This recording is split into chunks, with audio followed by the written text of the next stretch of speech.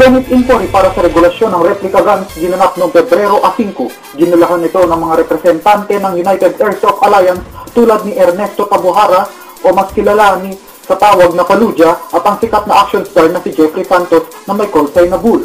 Ang Senate Committee on Firearms Legislation ay pinamumunuan ni Senador Gregorio Onasan at kasama sa komite sina Senadora Miriam Defensor Santiago at Senador Jinggoy Estrada.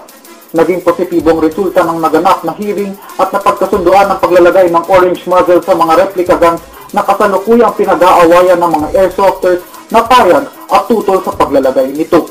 Samantala, si Senador Gringo Onasan ay nagpasya na bumisita sa isang game site para mapag-aralan ng larong airsoft sa tulong ni Atty. Tabuhara. Si Senate President Manny Villar ay wala sa nasabing Senate inquiry.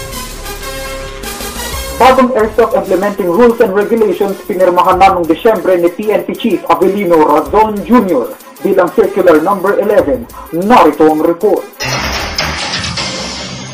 Desyembre 4 nang pirmahan ni General Avelino Razon ang Circular No. 11 o ang Airsoft Implementing Rules and Regulations. Sa bagong IRR, binigyan ng bagong 6 months grace period ang mga airsofters para iparehistro ang kanilang airsoft guns. Sa bagong IRR ay papatupad ang pagkakabit ng orange muzzle sa mga baril. Nireclassify na rin ang airsoft guns mula sa pagiging replica firearms ay naging mga air-powered toy guns. May mga grupo na tutol sa hakbang na ito pero sa pangkalahatan ay gusto ito ng mga nakararaming airsofters. Ako si Bulois, Patrol ng Pilipino.